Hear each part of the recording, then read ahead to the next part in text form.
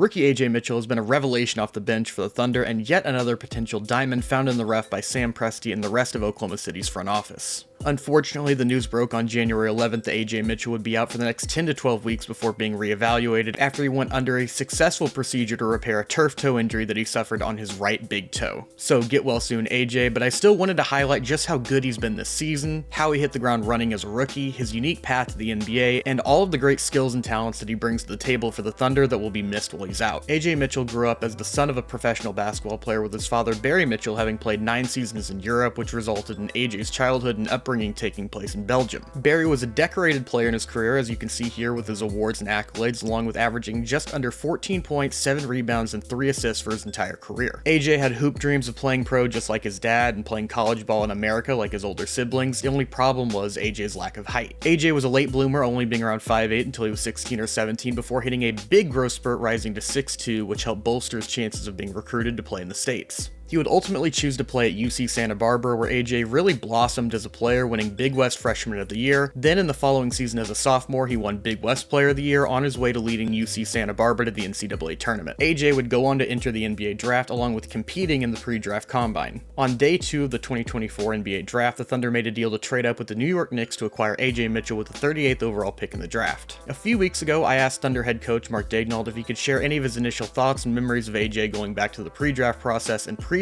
that stood out to him. Is there anything that really stood out to you going back to pre-draft, draft workouts, or just early in training camp that you saw in him that really stood out?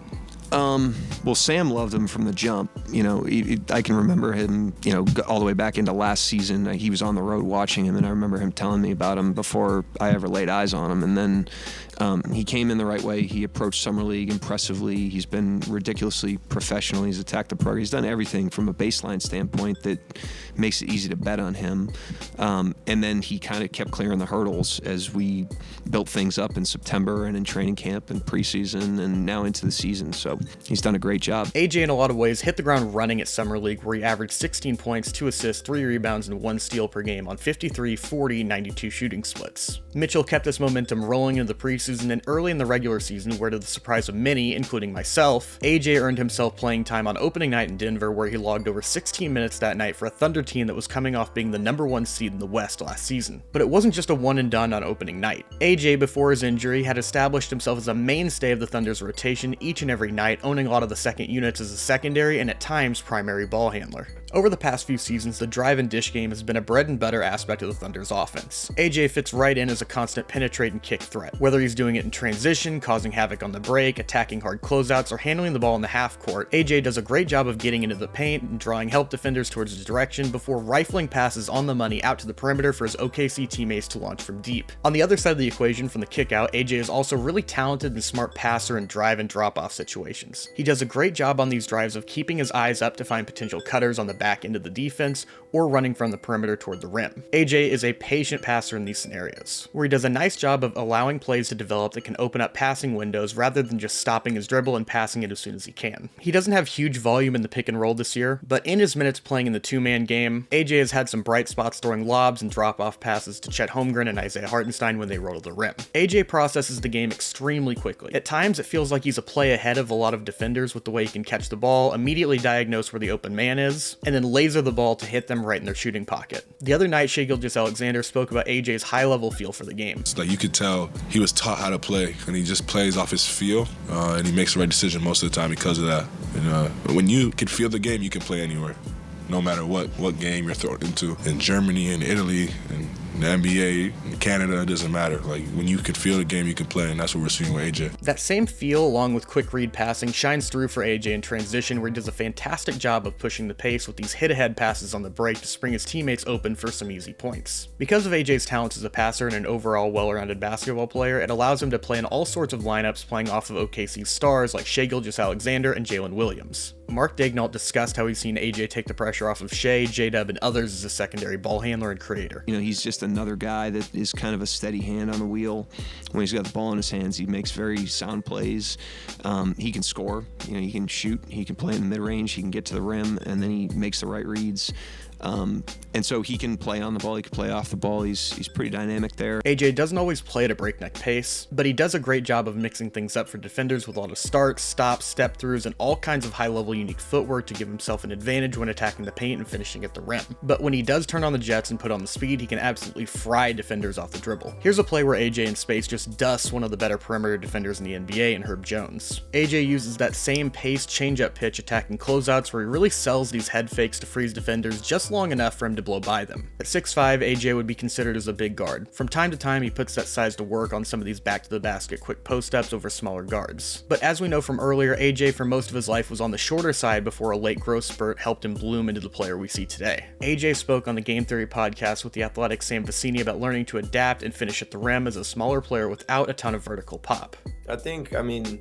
For me, it was growing up as a small guard and knowing that I'm not going to be able to just go in there, dunk it, or get whatever I want. So trying to find, honestly, the best spots on the court to get off like a floater, get off a little touch shot. AJ for sure uses his IQ and touch to help him finish around the rim, but he also plays with a unique level of fearlessness in the paint, challenging opposing rim protectors. He does a fantastic job of embracing contact and going right at the chest of shot blockers. In this play, I think maybe 90 to 95% of players in this situation would see the long arms of the law and Victor Wembanyama under the rim and immediately kick it out. But that's not AJ. He gets to the rim and finishes quickly before Wemby can rotate over in a play where it looked like Wemby was somewhat surprised and caught off guard that AJ would put up a shot with him looming that close to the rim. AJ also mentioned the floater as being an important part of his finishing package, and I think this is where his touch really stands out the most. He puts the ball up high over shot blockers, but also with a soft enough shot that allows for some friendly bounces on these makes. A large majority of AJ's floaters come off these cuts where once again he shows off his high-level feel and basketball IQ. Guys like SHAI, J-Dub, and Chet garner all types of attention, and as a super active cutter, AJ will be able to pretty consistently generate these floaters and shots around the rim by cutting and playing off the scoring gravity of his star teammates. Smart players and cutters like AJ are a pain for opposing defenses as they demand more attention compared to role players who just stand in the corner on most possessions. SHAI Gilgeous-Alexander recently talked about how it helps his game when he shares the floor with AJ. He makes the game easy. He takes the pressure off. If someone's pressuring me coming to the court, obviously a great handler. He also sees the game at a very high level, so I can cut back door, I can save my energy and get freed up off the ball, and he'll find me.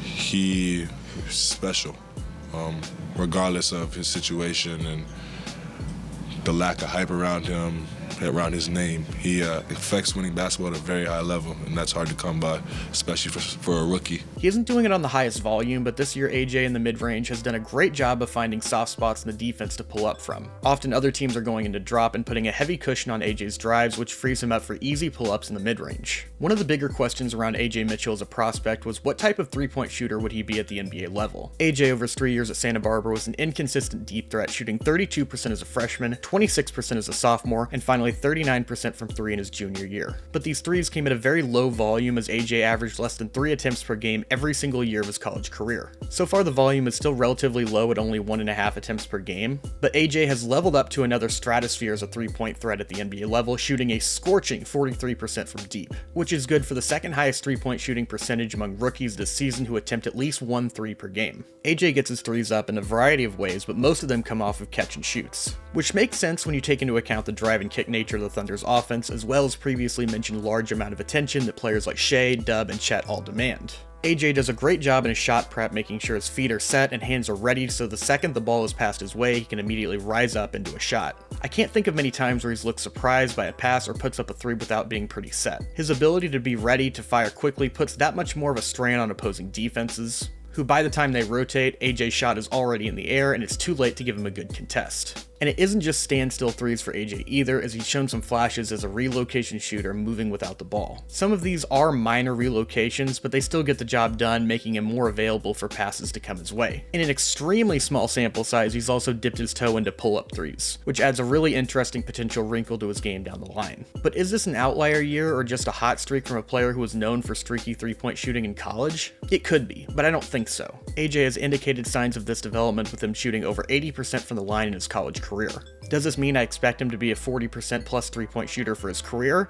No. But I do have confidence of him hovering around the high 30s. Speaking of confidence, here's what AJ had to say about how confidence played a major part in his improved three-point shooting. I think the biggest part was probably confidence. That was probably the biggest jump to my junior year, especially from the three. Is just when I'm open, just shoot it. Not worry about anything. Like, I feel like my first 2 years, if I would miss like my first 2 threes, I would be like, yeah, like I'm not gonna shoot anymore. And then this year was just like, if I'm open, I'm gonna shoot it. For guard, AJ has also really surprised me with the impact he can have on the glass. Just like on offense, AJ is not afraid to get down and dirty and physical with some really strong box outs that you can see here. And even if he can't rein in the rebound, he often does a great job of tapping it out to a teammate. On top of the box outs, AJ is always hustling when the ball is up for grabs. Routinely, he's the first man to the ball in a lot of these rebounds, adding value on the court wherever and whenever he can in his minutes. Switching sides to defense but staying with hustle, AJ fits right in with the rest of the Thunder roster as turnover generating machines. AJ plays extremely hard on defense. The best way I can describe it is AJ is a disruptor defensively, but AJ does a great job of just being a pain for opposing offenses with how he can pick the pocket of ball handlers and plays passing lanes with a lot of success. Feel isn't a one-way thing. Defensively, AJ has great instincts and uses his feel to anticipate what other players are going to do on a lot of these plays where he's generating steals and forcing opponent turnovers. Unfortunately, we will likely have to wait until around early March before we see what is next for AJ and what he looks like coming off this turf toe injury. The good thing is AJ has already established himself with his teammates and with the Thunder's coaching staff with all the skills and talents I've touched on in this video.